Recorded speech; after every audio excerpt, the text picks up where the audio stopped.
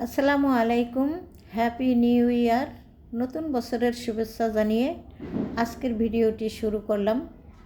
দোয়া করি নতুন বছর সবার ভালো কাটুক, সুস্থ কাটুক এবং সেই সাথে নিরাপদে কাটুক। যাই হোক, প্রতিদিনের মতোই কাজকর্ম শুরু করে দিয়েছি। অফ ক্যামেরাতে বেশ কিছু কাজকর্ম সেরে নিয়েছি, তারপরে চলে আসছি নাস্তা বানাতে। তো রুটিগুলো আমি আগেই বানিয়ে রেখেছিলাম, এখন শুধু সেঁকে নিচ্ছি। আর আজকে একেবারে হালকা পাতলা নাস্তা করব, কেননা ঘুম থেকে উঠতে একটু দেরি হয়ে গেছে। আর দেরি করে উঠেছি বলে নাস্তা খাওয়ার জন্য তেমন কোনো কিছু বানাতে পারলাম না। শুধু রুটি তৈরি করে নিলাম এবং ডিম ভাজা করে নিলাম। বাসায় সামান্য একটু মুরগির মাংসের ঝোল আছে, সেই ঝোল দিয়ে ছেলেদেরকে দিয়ে দেব। আর আমরা শুধু ডিম ভাজা দিয়েই আজকের নাস্তাটা করব। তো এখানে 3টা ডিম ভেজে নিলাম। আর ডিমটা ভেজে আমি মানে পিস পিস করে নিলাম। যাই হোক, এখানে নাস্তা ডাইনিংয়ে দিয়ে দিয়েছি এবং নাস্তা আমাদের করা হয়ে গেছে। তো নাস্তা শেষ করে ঘরের বিছানাপত্র যেখানে যা কিছু আছে সমস্ত সব কিছুই কিন্তু অফ ক্যামেরাতে সেরে নিয়েছি, যেহেতু প্রচণ্ড শীত। আর এই শীতের ভিতরে হাত কিন্তু ভিজাইতে ইচ্ছা করে না। তো এই প্লেট বাটি ধোয়ার চেয়ে মনে হয় ঘরের কিছু কাজকর্ম করি, এও ভালো। তারপরেও যেন প্লেট বাটি ধুইতে ইচ্ছা করে না এবং হাত ভিজাইতে ইচ্ছা করে না। তারপরেও কি করার, দিনেতে 2 থেকে 3 বার এই কাজটা করে নিতে হয়। আর এমন কেউ নেই যে এই কাজগুলো করে দিবে। যেই করুক না কেন তারও অবশ্য কষ্ট হয়, সে হোক না কেন কাজের মানুষ বা নিজের ঘরের মানুষ, সবারই অসুবিধা। তো প্লেট বাটিগুলো খুব সুন্দর করে ধুয়ে দিলাম এবং পাশাপাশি আমি কিন্তু বুয়াকে 2 দিনের জন্য ছুটি দিয়েছি। এত ঠান্ডা, এর ভিতরে এসে ওনারও কষ্ট। যাই হোক, 2 দিন ছুটি পেয়ে বুয়া তো খুব খুশি। আর আমি একা একা বাসার সমস্ত কাজগুলো আস্তে ধীরে করে নিচ্ছি। তো কাজ বলতে শুধুমাত্র ঘর ঝাড়ু দিয়ে রাখছি আর রান্নাবান্না, ঘর গুছানো, এসব কাজই করছি। যেহেতু অনেক ঠান্ডা, অতিরিক্ত কাজের মধ্যে আর এখন যাচ্ছি না। আর কাপড় ধোয়া তো একেবারেই বন্ধ। যখন আবার রোদ উঠে বা উঠবে তখনই কিন্তু আবার আমি হয়তো কাপড়গুলো ধুয়ে নেব। আর বেশি শীত পড়াতে কিন্তু অতিরিক্ত কাপড় চোপড়ও নষ্ট হচ্ছে না। এমনিতে আমার মনে হচ্ছে যেন ধুলাটাও একটু কম, কেননা জানালা সমস্ত সব কিছু কিন্তু সব সময়ের জন্য বন্ধই থাকে।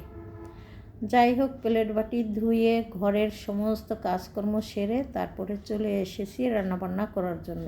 এই যে দেখতেই পাচ্ছেন, যেখানে যাব সেখানেই বাড়তি কাজ। এই বাড়তি কাজগুলো করতে গেলে কিন্তু অনেকটা সময় নষ্ট হয়ে যায়। আর এই কাজগুলো আগে করেন বা পরে করেন, যখনই করবেন তখনই কিন্তু সময় নষ্ট, কেননা ওই সময়টা তো অন্তত ব্যয় করতেই হয়। তো রান্না যখন করতে আসলাম, মশলাপাতি ঢালা ছিল না, তো একটু উঠিয়ে নিলাম বক্সে। 3টার ভিতরে 3 রকমের মশলা নিলাম আর পরেরটা একটু লবণ রেখে দিলাম। তবে আমি এখানে লবণ যতই রাখি না কেন, আমার এখান থেকে লবণ দিতে মনেও থাকে না।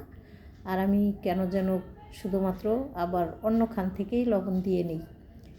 তো হলুদ লবণ দিয়ে মাছটা মেখে রেখেছিলাম, ভেবেছিলাম মাছ কষিয়ে রান্না করব, কিন্তু ছেলেদের জন্য তো আর কষানো সম্ভব না, ছেলেরা পছন্দ করে না।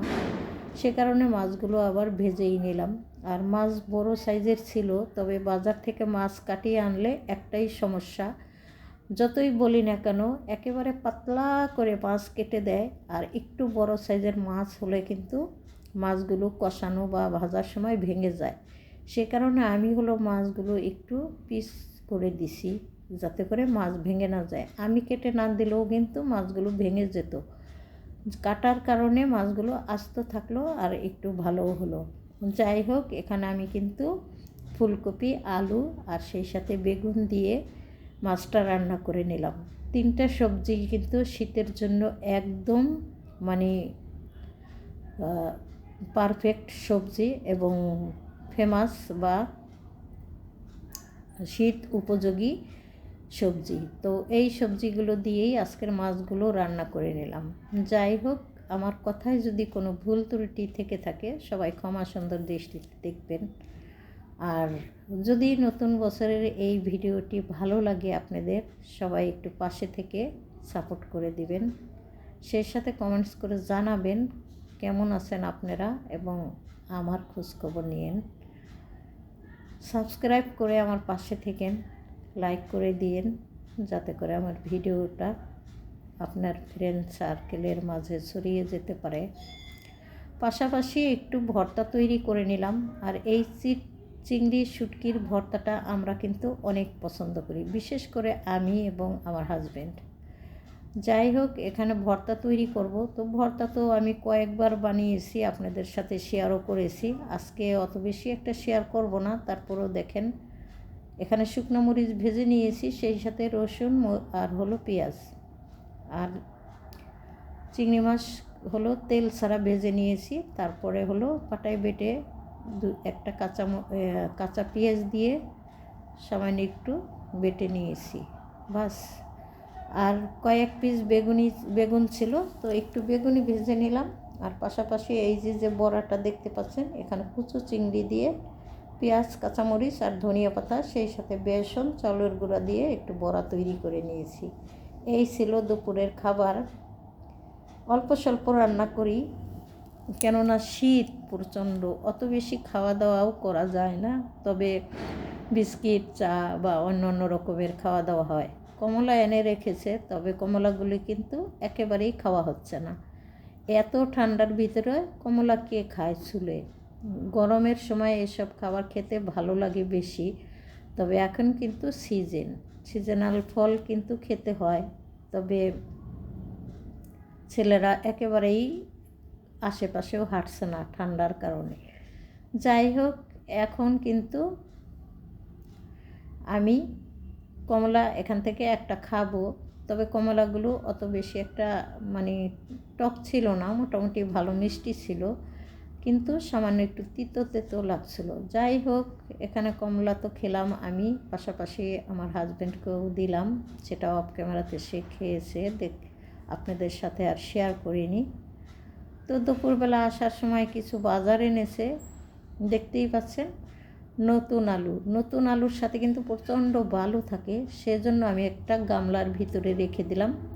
ছিদ্রযুক্ত ঝুড়িতে রাখলে কিন্তু বালু পড়ে ঘর নষ্ট, যেখানে রাখবেন সেখানে নষ্ট, সেই কারণে একটা গামলার ভিতরে রেখে দিলাম। আর এই যে শীতের উপযোগী সবজি বেগুন ভাজা কিন্তু শীতের সময়ই বেশি ভালো লাগে, আর আমরাও খেতে ভীষণ পছন্দ করি। সে কারণে আমি এই যে মোটামুটি একটু মোটা সাইজের বেগুন আনিয়েছি, আর সেই সাথে সিম, কেননা সিম ভর্তা খেতে ইচ্ছা করছে, তো সেই কারণেই সিম আনা হয়েছে। সবাই ভালো থাকেন, সুস্থ থাকেন, বিদায় নিয়ে নিই। আল্লাহ হাফেজ, আসসালামু আলাইকুম।